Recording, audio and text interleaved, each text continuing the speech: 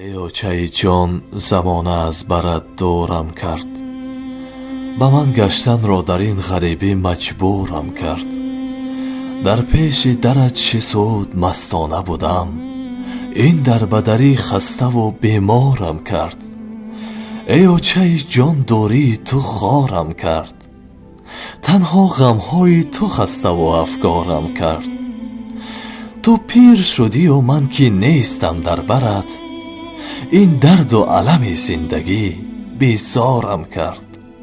ای چرخ فلک جدا زدادر شدم، زاری سخنهای همان خواهر و آچه شدم.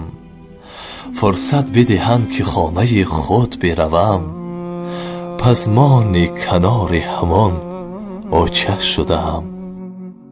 آخر پیر شدی آچه جان، من که نیستم در برت،